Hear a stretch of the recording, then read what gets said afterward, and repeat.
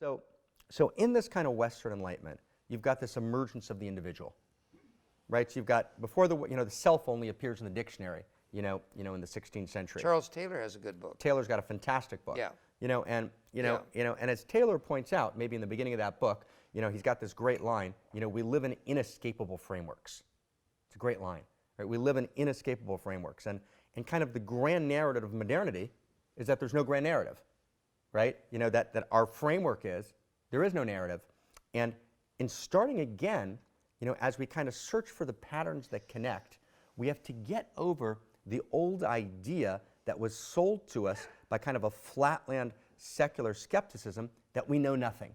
Meaning, because we rejected dogma, which said we know everything, we went to the opposite position, which even rejected empiricism if it ever disguised itself as knowledge. And actually, we do know something. We have to start stringing together the knowings that we have. Amen. So one more sentence, then I want to kind of go back and invite you back to the empirical. Amen.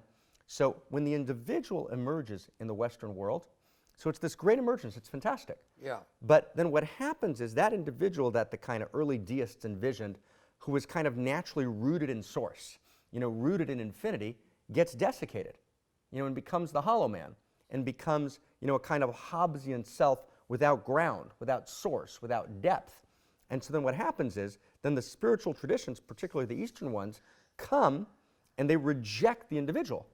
Right? And they say, well, that individual who's kind of this Heideggerian busy man, who's kind of egoic and grasping, that's the personal. That's right. Let's go to the impersonal. Yeah. And what we need to do is, we need to kind of begin to reclaim the personal. And what's happened is, the personal also got hijacked by a kind of Judeo-Christian tradition that was lost at a particular level of dogmatic consciousness.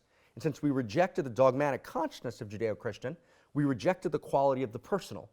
And if we can reclaim the quality of the personal as a quality of essence, then we have to enter into the conversation about uniqueness, which is not separateness. I agree with you. And totally. then we enter into empirically the conversation about reincarnation, because if the personal matters, then it's not that your ego reincarnates exactly, but it actually begins not to make sense in the deepest sense of sense, right? That actually there's not some quality of the personal that doesn't participate in the eternity, which is its source. Yeah. Well, any new big paradigm should give you a lot. It's like a good business deal. You should have a big return on investment, a good scientific theory. So let's say in Einstein's relativity theory. I'm with you. The first thing it does is it makes sense of certain phenomena that, say, Newtonian things didn't. The orbit of Mercury. Right. Einstein was all excited before he even published. My God, if my thing is right, it covers the Mercury problem. This is okay.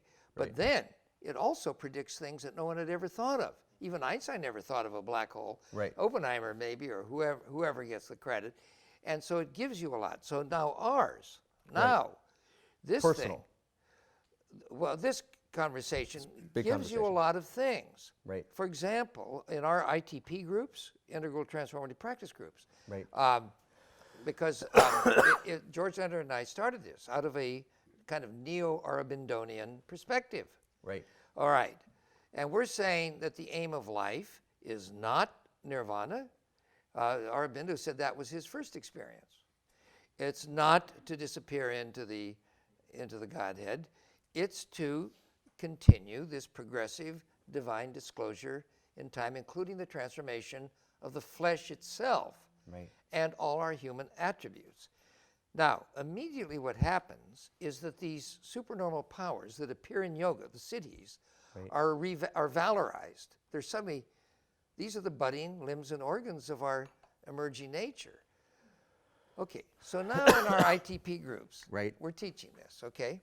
So everybody in our groups seems to have been through at least 25 sessions, and all have Buddhist teachers, and this is here in Marin County, the gang. The Tulsa, Oklahoma groups don't have this problem.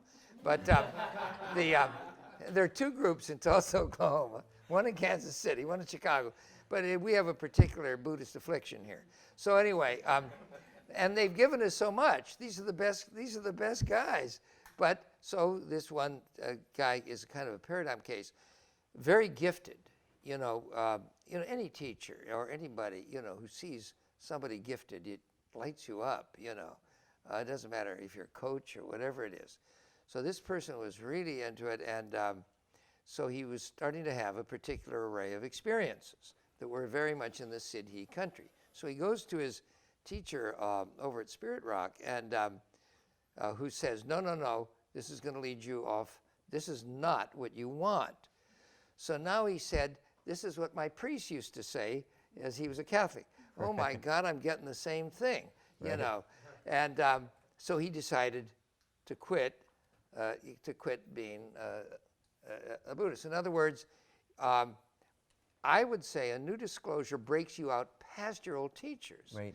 Now, Jeff Kripal, you know, who's wrote a big book about Esalen, he's a real rising star in the field of religious studies today. He's written this new textbook, Blackwell's. You know, used to be Blackwell's is now, so it's going to be published worldwide, 100,000 copies in all these religious studies courses.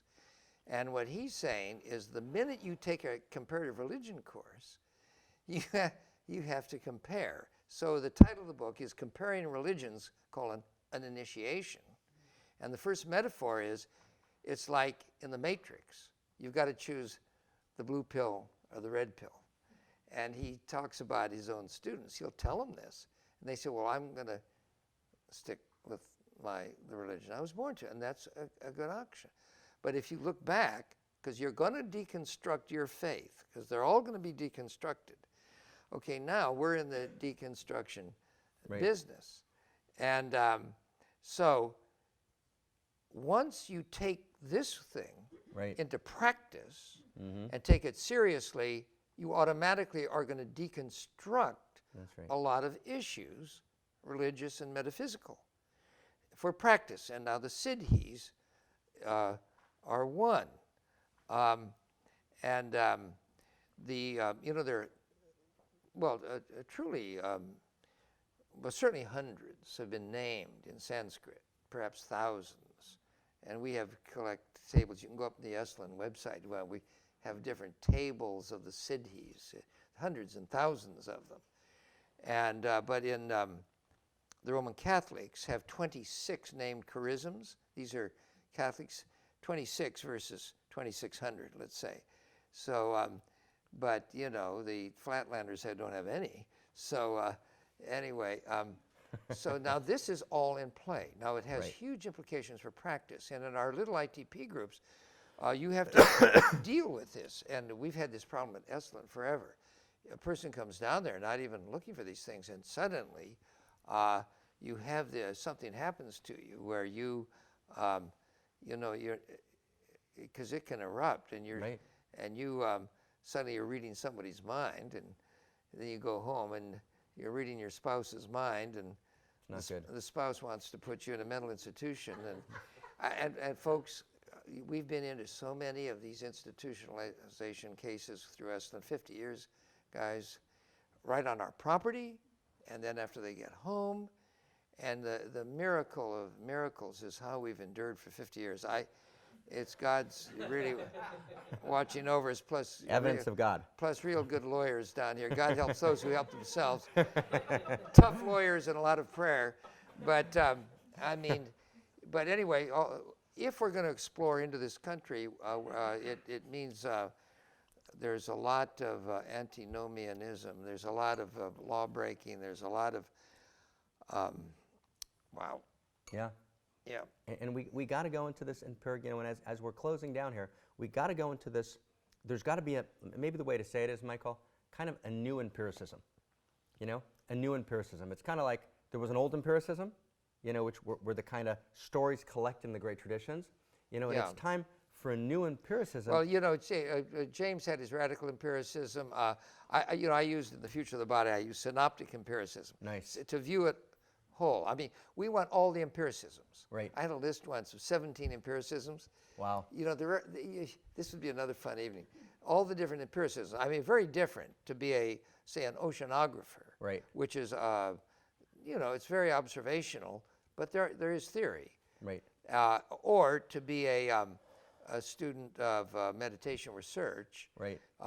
And where you have to compare different brainwave studies and then correlate them with different subjective reports. I mean, all of these are empiricisms. They're all empiricisms, but all with their different connoisseurship. And different validity claims. Yes, and different methods. Right. But what they have in common is you collect the data, right. and then you check it. Yeah, that's a big deal. Yo,